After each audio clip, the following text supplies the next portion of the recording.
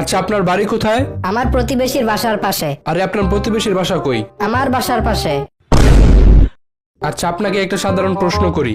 আপনি যে রাস্তা দিয়ে আমাদের এখানে এসেছেন, ওই রাস্তাটা কি হাসপাতালের দিকে গেছে? আয় হ্যাঁ, আপনি এসব কি কন? রাস্তার কি অসুখ হয়েছে নি যে রাস্তা হাসপাতালের দিকে যাইবো? আচ্ছা বলুন তো, রবীন্দ্রনাথ কি কখনো ফুটবল খেলেছে? স্যার মনে হয় খেলছিল, কারণ তার একটা গান আমি শুনছিলাম, বল দাও মোরে বল দাও।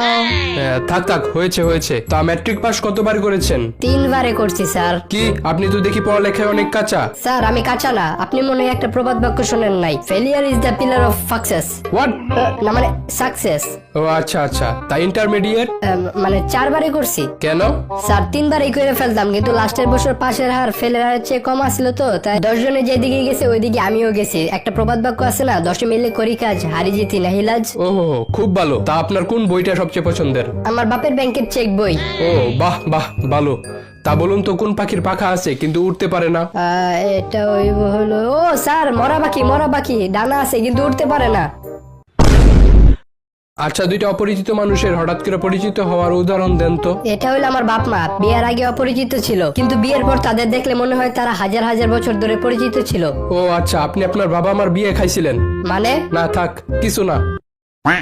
আচ্ছা, মনে করেন একটা রাখাল 12টা ছাগল মাঠে নিয়ে যাইতেছে, এর মধ্যে 5টা ছাগল দেয়াল টপকায় অন্যদিকে চলে গেল, তাহলে কয়টা ছাগল থাকে? স্যার একটাও না। এর মানে?